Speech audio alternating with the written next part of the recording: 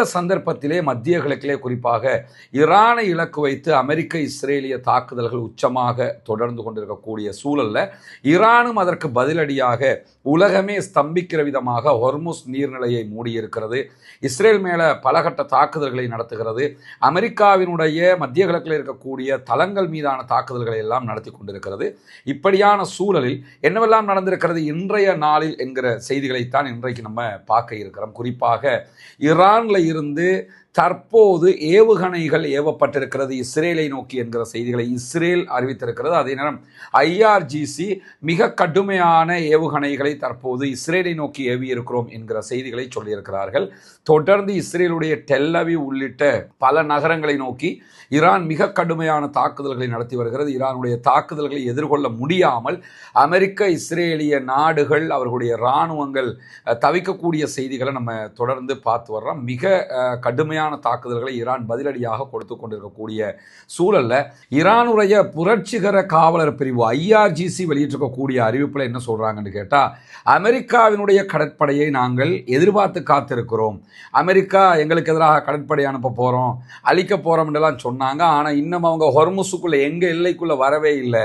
அவர்கள் எங்கள் எல்லையை தாண்டித்தான் நிற்கிறார்களே தவிர ஓமான் கடற்பரப்புக்கு கூட அவங்க இன்னும் வரலை.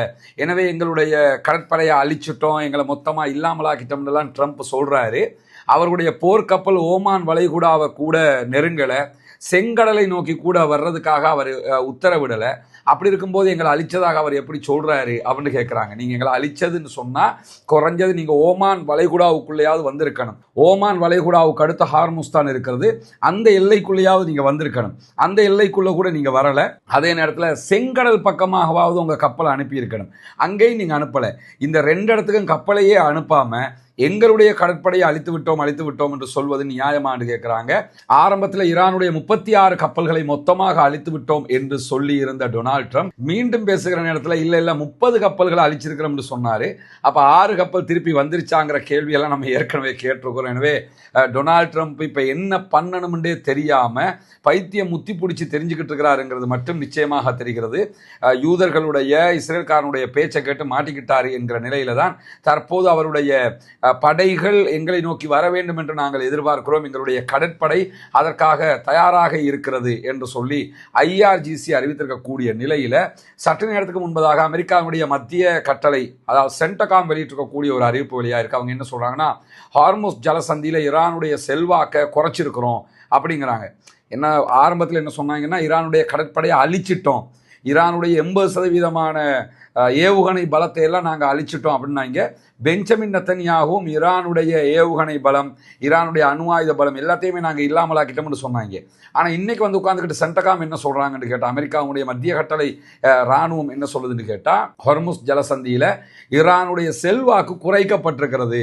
ஈரான் தன்னுடைய கப்பல் எதிர்ப்பு குரூஸ் ஏவுகணைகள், நடமாடும் ஏவுகணை தளங்கள், ஈரான்கிட்ட நடமாடும் ஏவுகணை தளங்கள் இருக்குது. அதாவது இவங்க சொல்றாங்க நாங்கள் 400 ஏவுகணை தளங்களை அழிச்சிட்டோம் அப்படிம்பாங்க, அல்லது 300 அழிச்சிட்டோம்னு சொல்லுவாங்க. அப்படின்னா நீங்க என்ன புரிஞ்சுக்கிறோம்னு கேட்டா, நடமாடும் ஏவுகணை தளங்களை அழித்திருப்பார்கள். ஒரு பெரிய டிராக்டர் மாதிரி ஒன்று இருக்கும், பெரிய லாரி மாதிரி ஒன்று இருக்கும், அதுல இருந்து ஏவுகணைகள் ஏவுகிற விதமாக அந்த புகைப்படங்கள் வீடியோக்களை நீங்க பார்த்துருப்பீங்க. அந்த ஒன்று அழிச்சா ஒரு தளத்தை அழிச்சிட்டோம் அப்படிம்பாங்க. ஈரான்கிட்ட இருக்கக்கூடிய ஸ்பெஷலை என்னன்னு கேட்டா, ஏவுகணை தளங்கள் கட்டிடமாக எழுப்பப்பட்டதை விட அதிகமாக இப்படி தனித்தனி வெஹிக்கிளாக உருவாக்கப்பட்டிருக்கிறது. ஒரு வெஹிக்கிளை பங்கர்ல இருந்து வெளியே கொண்டு வந்து வச்சு அதுல இருந்து ஏவி விட்டுருவாங்க. இந்த மாதிரி ஏவுகிற தளங்களைத்தான் அழித்திருக்கிறோம் என்று இவர்கள் சொல்லிக் கொண்டிருக்கிறார்கள். இவங்க சொல்ற மாதிரி 400 500 அழிச்சிருந்தால் கூட அது ஈரானுக்கு எந்த பாதிப்பையும் ஏற்படுத்தாது. காரணம் என்னன்னா, 400 ஏவுகணை அழிச்சிருக்கிறாங்கன்னு அர்த்தம், அவ்வளவுதான். இதை விட 400 ஏவுகணை ஏவும் தளம் என்று சொல்லி இந்த உலக நாடுகளில் ஏவுகணை ஏவும் தளம் இருக்கும்ல, அந்த மாதிரி நினைச்சிடக்கூடாது. ஈரான் வந்து எல்லாத்தையுமே சீப் அண்ட் பெஸ்டாக சிம்பிளாக எல்லாத்தையுமே செஞ்சிருக்கிறாங்க. அதனாலதான் அவர்களுடைய வெற்றியை நோக்கி அவர்களால் நகர முடியக்கூடிய சூழல்ல இந்த ஹொர்முஸ் நிலப்பரப்புல நீர்ப்பரப்புல இருக்கக்கூடிய ஈரானுடைய குரூஸ் ஏவுகணைகள், நடமாடும் ஏவுகணை தளங்கள், அதே மாதிரி ஏவுகணைகளை சேமித்து வைக்கக்கூடிய அந்த சேமிப்பகங்கள், இந்த மாதிரி பகுதிகள், நிலத்தடிக்கு கீழே இருக்கக்கூடிய ஈரானுடைய பங்கர்கள் என்று சொல்லி இந்த பகுதிகள் மீதெல்லாம் இதுவரைக்கும் அவர்கள் 5000 பவுண்டு, அதாவது 2270 கிலோ பெறுமதியான பல பங்கர் பஸ்டர் பாம்புகளை நாங்கள் போட்டிருக்கிறோம், போட்டு இந்த ஹொர்முஸ் ஜலசந்தியை அச்சுறுத்தக்கூடிய ஈரானுடைய பலத்தை குறைச்சிருக்கிறோம்ங்கிறாங்க. இப்போ நீங்கள் குறைச்சிருக்கிறீங்களா இல்லையாங்கிறத நீங்கள் முதல்ல முடிவெடுக்கணும். என்ன காரணம்னா, அதிபர் வந்து சொல்கிறாரு நாங்கள் மொத்தமாக அழிச்சிட்டோம்ங்கிறாரு, கடற்படையை இல்லாமல் ஆக்கிட்டோம்ங்கிறாரு. இவங்க சொன்ன விதத்தில் பார்த்தா இப்போ ஈரானில் ஒரு யுத்தமே நடக்கக்கூடாது, ஈரான் டோட்டல் சரண்டர் ஆகியிருக்கணும். எனவே கம்பி கட்டிக்கிட்டே இருக்கிறாங்கிறத புரிஞ்சுக்கிறங்க. கரெக்டான செய்திகள் ஈரான் தருகிற வரைக்கும் இவர்கள் சொல்வது பொய் என்பதைத்தான் நாம் புரிந்து கொள்ள வேண்டும். ஏன்னா இவங்களால ஜெயிக்க முடியாமல் இருக்கிறதுனால எதை சொல்லணும்னு தெரியாமல் எதையோ உலர்த்தி கொட்டி கொண்டிருக்கிறாங்கிறத மட்டும் நம்ம புரிய முடிகிறோம். அதே நேரத்தில் இன்றைய தினம் ஈரானுடைய நட்டான்ஸ் மீது தாக்குதல்கள் நடத்தப்பட்டிருக்கிறது. நட்டான்ஸுங்கிறது ஈரானுடைய மிக பாரிய ஒரு யுரேனியம் செறிவூட்டக்கூடிய சென்டராக இருக்கிறது, அணு தயாரிப்பதற்குரிய சென்டராக இருக்கிறது. அந்த சென்டர் மேலே இன்றைக்கு அமெரிக்க இஸ்ரேலிய ஆக்கிரமிப்பு இராணுவம் தாக்குதல்களை நடத்தி இருக்கிறது. இந்த தாக்குதல்கள் எங்கள் மீது நடத்தப்பட்டிருக்கிறது என்கிற செய்திகளை ஈரான் ஒப்புக்கொண்டிருக்கிறது. அதே இந்த தாக்குதல்களால் கதிர்வீச்சு கசிவுகள் எதுவும் ஏற்படவில்லை என்று சொல்லியும் சர்வதேச அணுசக்தி முகமைக்கு தொடர்பான தகவல்கள் கொடுக்கப்பட்டிருக்கிறது என்கிற செய்திகளையும் ஈரான் இன்றைக்கு வெளியிட்டிருக்கக்கூடிய செய்திகளை பார்க்க முடியும். ஈரானுடைய செறிவூட்டப்பட்ட யுரேனியம் இங்கே இருக்குன்னு நினைச்சுக்கிட்டு தான் அடிச்சுக்கிட்டு இருக்கிறாங்க. உண்மையிலே அங்கே இருக்குதா இல்லையாங்கிறது அல்லாஹு ஆலம் ஈரானுக்கு மாத்திரம்தான் தெரிந்திருக்கக்கூடிய விஷயமாக இருக்கிறது. ஏன்னா வேறு யாருக்கும் இது வரைக்கும் தெரிஞ்சிருந்தா அந்த இடங்களை இந்த அளவுக்கு தாக்கியிருக்க மாட்டாங்க, இதை விட அகோரமாக தாக்கியிருப்பார்கள். செறிவூட்டப்பட்ட யுரேனியத்தை ஈரான் எங்கு வைத்திருக்கிறது என்பதை பொறுத்தவரையில் ஈரானுடைய அப்பாஸ் அராக்சி என்ன சொல்றாருன்னா, ஃபாரின் மினிஸ்டர் என்ன சொல்றாருன்னு கேட்டால், நாங்கள் இஸ்பான்லையும் நட்டான்ஸ்லையும் கீழே தான் வச்சிருக்கோம், நீங்க தான் குண்டு போட்டியல்ல அப்படிங்கிறாரு. அது மறைப்பதற்கான ஒரு உத்தியாக அவர்கள் பயன்படுத்துவதை போன்று தெரிகிறது. வேறு எங்கோ அவர்கள் அதை வைத்திருக்கிறார்கள் என்பதையும் நம்ம புரிந்து கொள்ளுகிறோம். அதே நேரத்தில் இன்றைக்கு அதிகாலையில் ஈரானுடைய வான்வெளியில் தாக்குதல் நடத்துவதற்காக வந்த இஸ்ரேலிய ஆக்கிரமிப்பு இராணுவத்தினுடைய போர் விமானம் ஒன்றை சுட்டிருக்கிறது, தாக்குதல் நடத்தி இருக்கிறது ஈரான் என்கிற செய்திகள் வெளியாகி இருக்கிறது. இந்த தாக்குதல் சம்பவம் நமக்கு தெரியும். ஏற்கனவே அமெரிக்காவுடைய F-35 அடிச்சிட்டாங்க. அடுத்ததாக இன்னைக்கு இஸ்ரேலுடைய தாக்குதல் விமானத்து மேலே தாக்குதல் நடத்தி இருக்கிறாங்க. நாங்கள் ரேடாருக்கு சிக்க மாட்டோம், நாங்களாம் ரொம்ப புத்திசாலிகள், எங்கள் ஆயுதம் தான் உலகத்திலே பவர்ஃபுல்லானதுன்னாங்க. எல்லாத்தையுமே வச்சு செஞ்சுக்கிட்டு இருக்கிறாங்கிறது மட்டும் நல்லா நமக்கு பார்க்க முடிகிறது, தெரிய முடிகிறது. அதே நேரத்தில் ஈரானுடைய வான்பரப்பில் இந்த யுத்த விமானங்கள் எதிர்ப்புக்குள்ளானது, தாக்குதலுக்குள்ளானது இஸ்ரேலிய ஆக்கிரமிப்பு இராணுவமும் ஒப்புக்கொண்டிருக்கக்கூடிய செய்திகளில் இதுவரைக்கும் 200க்கும் மேற்பட்ட வான்வழி தாக்குதல் விமானங்கள், அதே போன்று ட்ரோன்கள், குரூஸ் ஏவுகணைகள் என்று 200க்கும் மேற்பட்ட இது போன்ற வான்வழி ஆயுதங்களை நாங்கள் அளித்திருக்கிறோம் என்கிறது IRGC. இஸ்ரேலுடைய அமெரிக்காவினுடைய வான்வழி ஆயுதங்கள் அளிக்கப்பட்டிருக்கிறது என்கிற செய்திகளும் இன்றைக்கு வெளியாகி இருக்கிற. அதே நேரம் இன்னைக்கு ஈரானுடைய ஹேக் பண்ணக்கூடிய ஒரு குழு இருக்கிறாங்க, ஹம்தலா என்று சொல்லுவாங்க. அதுக்கு இவங்க வந்து ஈரானுடைய ஹேக்கர் குழு. வெளிநாடுகளில் இருக்கக்கூடிய இந்த மொசாது செய்கிற வேலையை விட அபரிமிதமான வேலைகளை இவங்க பண்ணுவாங்க. வெளிநாடுகளில் இருக்கக்கூடியவங்களுடைய இமெயிலை ஹேக் பண்ணுவாங்க, அவங்களுடைய வெப்சைட்டை ஹேக் பண்ணுவாங்க, அவங்களுடைய தரவுகளை பெற்றுக்கொள்வார்கள். இப்படி இன்றைக்கு ஈரானுடைய ஹேக்கர்ஸ் குழுவாக இருக்கக்கூடிய ஹம்தலா வெளியிட்டிருக்கக்கூடிய அறிவிப்பில் இஸ்ரேலுடைய மூத்த ஜெனரலாக செயல்பட்ட ஈரான் தொடர்பான பல தாக்குதல்களுக்கு அடிப்படையாக இருந்த பிரிகேடியர் ஜெனரல் எரான் ஓட்ரலினுடைய இமெயிலை மொத்தமாக நாங்கள் ஹேக் பண்ணியிருக்கிறோம், அதில் கிட்டத்தட்ட 1 லட்சம் ரகசிய மின்னஞ்சல்களை பெற்றுக்கொண்டிருக்கிறோம் என்று அறிவித்திருக்கிறது. ஈரான் மேலே, காசா மேலே, அப்பாவி மக்கள் வாழக்கூடிய நாடுகள் மேலே எல்லாம் இஸ்ரேல் நடத்திய தாக்குதல்களுக்கான திட்டமிடல்கள் இதிலே இருக்கிறது, எதிர்கால திட்டங்களும் இதிலே இருக்கிறது. இப்படி பல ரகசியங்களை நாங்கள் அதிலிருந்து பெற்றுக்கொண்டிருக்கிறோம் என்று சொல்லி இஸ்ரேலுடைய மிகப்பெரிய ஒரு ஜெனரலுடைய இமெயிலையே ஹேக் பண்ணிட்டோம் என்று சொல்லி இன்றைக்கு ஈரானுடைய ஹேக்கர்ஸ் குழுவாக இருக்கக்கூடிய ஹம்தலா வெளியிட்டிருக்கக்கூடிய செய்திகளை நம்ம பார்க்க முடிகிறோம். அதே நேரத்தில் நம்ம ஏற்கனவே ஒரு வீடியோ போட்டிருந்தோம், டியாகோ கார்சியா மேலே இன்றைக்கு ஈரான் தாக்குதல் நடத்தி இருக்கிறது. டியாகோ கார்சியாங்கிறது ஈரானிலிருந்து 4000 கிலோமீட்டர் தொலைவில் இருக்கக்கூடிய அமெரிக்க பிரித்தானிய இராணுவ தளமாக இருக்கிறது. அந்த தளத்தில் மேலெல்லாம் ஈரான் தாக்குதல் நடத்த வாய்ப்பு இல்லை என்று சொல்லித்தான் நினச்சிக்கிட்டு இருந்தாங்க. ஏன்னா ஈரான் இடத்துல 2000 கிலோமீட்டர் வரைக்கும் சென்று தாக்குகிற ஏவுகணைகள் தான் இருக்குது. அதனால தான் இஸ்ரேலுக்கு அவங்க தாக்கிக்கிட்டு இருக்கிறாங்க. இஸ்ரேலை தாக்குறது தான் அவங்களுடைய நோக்கம்னு நினச்சிக்கிட்டு இருந்த நேரத்தில் தான் டியாகோ கார்சியாங்கிறது ஈரான்லேருந்து 4000 கிலோமீட்டர், இலங்கைக்கெல்லாம் கீழே இருக்கும் அந்த தீவு, 4000 கிலோமீட்டர் தொலைவில் இருக்கக்கூடிய தீவு. அந்த தீவில் இருக்கக்கூடிய அமெரிக்காவினுடைய அதே போன்று பிரித்தானியாவுடைய தளங்கள் மீது இன்றைக்கு தாக்குதல் நடத்தி இருக்கிறாங்க.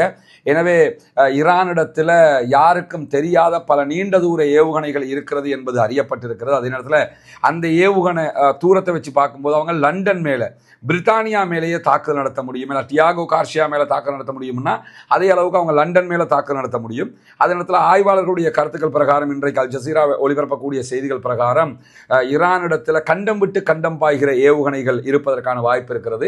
10,000 கிலோமீட்டருக்கும் அதிகமாக செல்லக்கூடிய ஏவுகணைகள் இருப்பதாகவும் சந்தேகிக்கப்படுகிறது. அப்படி ஒரு ஏவுகணை இருக்கும் என்றால் அவர்கள் அமெரிக்காவையே தாக்குவாங்க. அமெரிக்காவுடைய தளங்களை இங்கே தாக்கிக்கிட்டு இருக்கிறத விட டைரக்டாக அமெரிக்காவையே தாக்குகிற அளவுக்கு அவர்களிடத்தில் ஆயுதங்கள் இருப்பதற்கான வாய்ப்புகள் இருக்கிறது என்கிற அச்சமும் இன்றைக்கு வெளியிடப்பட்டிருக்கக்கூடிய சூழல்ல, இன்னைக்கு அமெரிக்கா, நம்ம ஏற்கனவே நேற்றைய வீடியோவில் சொல்லியிருந்தோம், ஈரான் மேல அட்டாக் பண்றான், ஈரானுக்கு அடிக்கிறான், அடிச்சு புட்டு ஈரானுடைய பெட்ரோலை வாங்கிக்க என்று சொன்னா எப்படி இருக்கும்? ஒன்னா அழிக்க போறேன், உன் நாடு இருக்கக்கூடாது, உங்களெல்லாம் எங்களுக்கு பிடிக்கல அப்படின்னு சொல்லிட்டு யுத்தம் பண்ணுறது. ஆனால் அவன் நாட்டில் எல்லாரும் பெட்ரோல் வாங்கிக்கிறேங்கிறாங்க. ஏன்னா அந்த ஹொர்முஸை மூடி வச்சிருக்கிறதுனால, உலகம் முழுவதும் பெட்ரோல் தட்டுப்பாடு இருக்கிறதுனால இன்னைக்கு அமெரிக்க அதிபர் டொனால்ட் ட்ரம்ப், ஏன்னா ஏற்கனவே $60 இருந்த பெட்ரோலுடைய ஒரு பேரல் இப்பொழுது $120 உயர்ந்திருக்கிறது. இவ்வளவு உச்சகட்டத்துக்கு பெட்ரோல் விலை ஏறும்போது அமெரிக்காவாலையும் தாக்கு பிடிக்க முடியலை. அமெரிக்கா செஞ்ச இந்த வேலையால் உலக நாடுகள் யாருக்குமே தாக்கு பிடிக்க முடியலை. அதனால என்ன பண்ணுறாங்கன்னு கேட்டால், ஈரான் மீதான ஏற்றுமதி தடைகளை விதித்திருந்தது அமெரிக்கா. அந்த தடைகளை எல்லாம் நாங்கள் நீக்குகிறோம் அப்படின்னு சொல்லி 1 மாசத்துக்கு நீக்குறோம் என்று சொல்லி அறிவிச்சிருக்கிறாங்க. 1 மாச காலத்தில் ஈரானுடைய கடல்ல இருக்கக்கூடிய பெட்ரோல் இருக்கிறதா இல்லையா, ஏற்றிக்கொண்டு போகிற டேங்கர், ஈரானுடைய கப்பல்கள், அந்த டேங்கர்களில் இருக்கக்கூடிய பெட்ரோலை, எண்ணெய் வளத்தை யாருன்னாலும் அவர்களோட பேசி வாங்கிக்கலாம், அதுக்கு எந்த தடையும் கிடையாது என்று சொல்லி இன்றைக்கு அமெரிக்காவினுடைய மத்திய கட்டளை வெளியிட்டிருக்கக்கூடிய அறிவிப்பில் சொல்லியிருக்கிறது மட்டுமல்லாமல், ஈரானுடைய தற்போது கடல்ல இருக்கக்கூடிய கப்பல்களை ஏற்றி அனுப்பிக்கிட்டு இருக்கிறாங்கல்ல, அந்த பெட்ரோலிய எண்ணெய் வளம் மட்டுமே 170 மில்லியன் பீப்பாய்கள் இருக்கிறது என்று நம்பப்படுகிறது. 170 மில்லியன் பீப்பாய்கள்னா எவ்வளவுன்னு நினச்சிக்கிறங்க.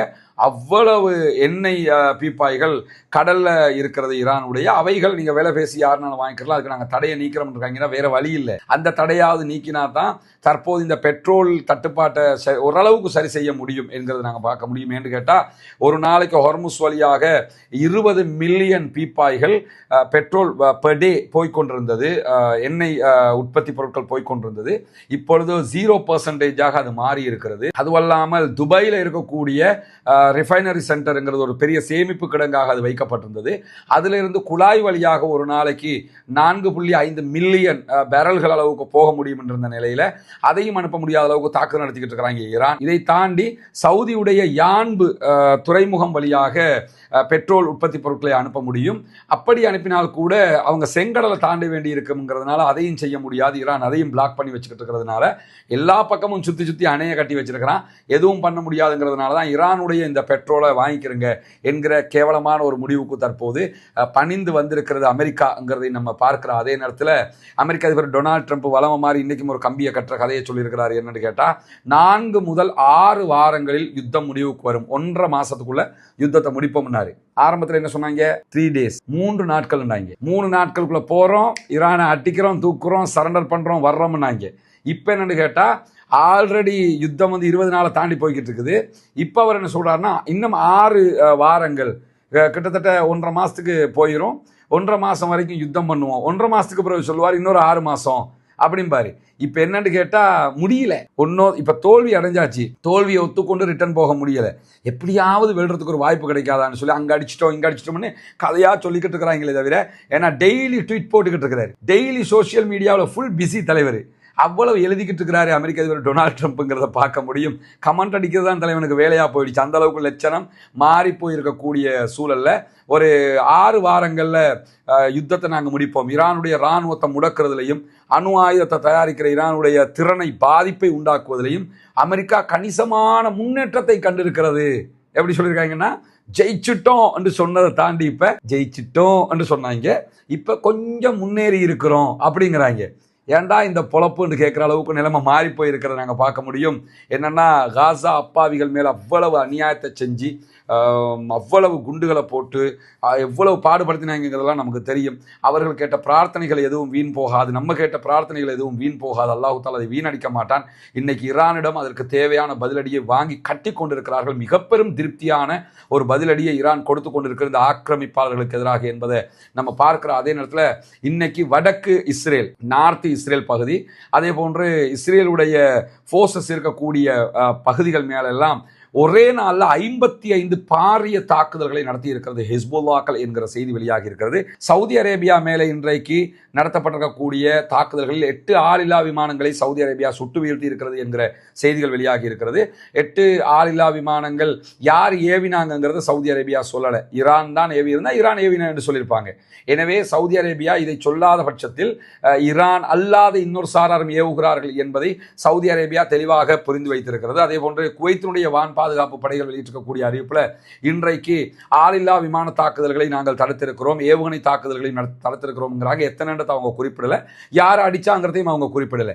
ஏன்னா இன்னைக்கு சவுதி மேலையும் குவைத் மேலையும் ஈரான் தாக்குதல் நடத்தியதாக எங்கேயுமே அறிவிக்கலை. எனவே மூன்றாம் தரப்பாக அமெரிக்க இஸ்ரேலுடைய கள்ள கூட்டணி ஈரானுடைய பெயரை பயன்படுத்தி அரபு நாடுகள் மேலே அட்டாக் பண்ணுறானுங்கிறதுக்கு இது ஒரு சான்றாக இருக்கிற அதே நேரத்தில் 3 பாலிஸ்டிக் ஏவுகணைகள் மற்றும் 8 ட்ரோன்களை ஐக்கிய அரபு அமீரகத்தில் நாங்கள் இடைமறிச்சிருக்கிறோம் அப்படின்னு சொல்கிறாங்க. இன்றைக்கும் UAE மேலே ஈரான் தாக்குதல் நடத்தலைங்கிறது தெளிவான ஒன்று. ஆனால் இன்றைக்கு 3 பாலிஸ்டிக் ஏவுகணைகளையும் 8 ட்ரோன்களையும் நாங்கள் தடுத்திருக்கிறோம்னு UAE சொல்லியிருக்கிறாங்க. ஈரான் தாக்கினா நாங்கள் தாக்கினோம். ஈரான் இன்றைக்கு எச்சரிக்கை தான் விடுத்திருக்கிறாங்க. ராசல் கைமா பகுதிகள் எல்லாம் கடுமையான தாக்குதல்களை நாங்கள் நடத்துவோம். ஏன்னா ஹொர்முஸ் நீர்நிலை மேலே தாக்குதல் நடத்துவதற்கு UAE தன்னுடைய பேஸை கொடுத்துக்கிட்டு இருக்கிறாங்க. அப்படி கொடுத்தீங்கன்னா நாங்கள் ராசல் கைமா மேலே தாக்குதல் நடத்த வேண்டி வரும். எனவே நீங்கள் உங்களுடைய பேஸை கொடுக்கக்கூடாது, எங்கள் மேலே அட்டாக் பண்ணுறதுக்கு கொடுத்துட்டீங்கன்னா நாங்கள் உங்களை நோக்கி தாக்குதல் நடத்துவோம்னு சொல்லி இன்றைக்கு எச்சரிக்கை தான் ஈரான் விடுத்திருக்கே தவிர எந்த விதமான தாக்குதல்களும் UAE மேலே நடத்தவில்லை. எனவே UAE, குவைத்து, அதே போன்ற பஹ்ரைன், அதே நேரத்தில் சவுதி அரேபியா, இந்த 4 நாடுகள் மேலே இன்னைக்கு மொசாத் உள்ளிட்ட அவர்களுடைய குரூப்பு தான் தாக்குதல் நடத்தி இருக்கிறது. இஸ்ரேல் அமெரிக்காவினுடைய குரூப்பு தான் தாக்குதல் நடத்தி இருக்கிறது என்பது திட்டத்தெளிவான ஒரு விஷயமாக மாறி இருக்கக்கூடிய சூழல்ல சவுதி அரேபியா இன்றைக்கு சிரியா மீதான இஸ்ரேலுடைய தாக்குதல்களை கண்டித்திருக்கிறார்கள். நம்ம ஏற்கனவே சொல்லிட்டோம். லெபனான் மீதான இஸ்ரேலுடைய தாக்குதல்களை கண்டிச்சிருக்கிறாங்க நேற்றைய தினம். அதை நம்ம சொல்லியிருந்தோம். லெபனான் மேலே தாக்குதல் நடத்துவதை கண்டிக்கிறார்கள், சிரியா மேலே தாக்குதல் நடத்துவதை கண்டிக்கிறார்கள். ஏன் ஈரான் மேலே தாக்குதல் நடத்துவதை கண்டிக்க முடியவில்லை? அதையும் கண்டிக்கணுமா இல்லையா? ஈரானில் இதுவரைக்கும் 2000க்கு உட்பட்ட அப்பாவிகள் கொல்லப்பட்டிருக்கிறார்கள். அங்கே 200க்கும் மேற்பட்ட குழந்தைகள் கொல்லப்பட்டிருக்கு. அவங்களாம் உசுர் இல்லையா? ஒரு நிதானமான சிந்தனை இதை பார்க்கக்கூடிய அத்தனை பேருக்கும் வர வேண்டும். உலகத்தில் நம்முடைய 100% எதிரியாக இருந்தாலும் சரி, அவனை கொள்வதற்கு யாருக்கும் அதிகாரம் இல்லை. குறிப்பாக ஈரானுடைய மக்கள் இன்றைக்கு நவ்ரூஸ் என்கிற அவர்களுடைய ஒரு விழாவை கொண்டாடுறாங்க. அவருடைய நேஷனல் ஒரு ஃபங்க்ஷன் ஒன்று. அது பாரசீகர்கள் கொண்டாடக்கூடிய ஒரு விழா, இஸ்லாத்துக்கு சம்மந்தப்பட்டது அல்லது பாரசீகர்கள் கொண்டாடக்கூடிய ஒரு விழா. அந்த விழாவை ஈரானிய மக்கள் கொண்டாடி கொண்டிருக்கக்கூடிய சூழலில் அவங்களுக்கு வாழ்த்து தெரிவித்திருக்கக்கூடிய விளாதிமிர் புட்டின் அவங்க என்ன சொல்கிறாங்கன்னா, மாஸ்கோ அதாவது ரஷ்யாங்கிறது தெஹ்ரானுடைய ஈரானுடைய விசுவாசமான நண்பனாகவும் அதே நேரத்தில் கூட்டாளியாகவும் எப்போதும் நாங்கள் தொடர்ந்துகிட்டு இருக்கிறோம். ஈரானிய மக்கள் கடுமையான சோதனைகளை கண்ணியத்தோடு கடந்து வர வேண்டும் என்று சொல்லி விளாதிமிர் புட்டின் வாழ்த்தி இருக்கிறதோடு இந்த இக்கட்டான காலகட்டத்தில் ரஷ்யா ஈரானோடு விசுவாசமான நண்பனாகவும் கூட்டாளியாகவும் தொடரும். எனவே என்ன நடந்தால் நாங்கள் உங்களோட இருப்போம். அமெரிக்காவுடைய இந்த தாக்குதல்கள் ஒட்டுமொத்த மத்திய கிழக்கையும் படுகொலியில் தள்ளி ஒரு உலகளாவிய எரிசக்தி நெருக்கடியை தூண்டிவிடுகிறது. எனவே இது நிறுத்தப்பட வேண்டும்.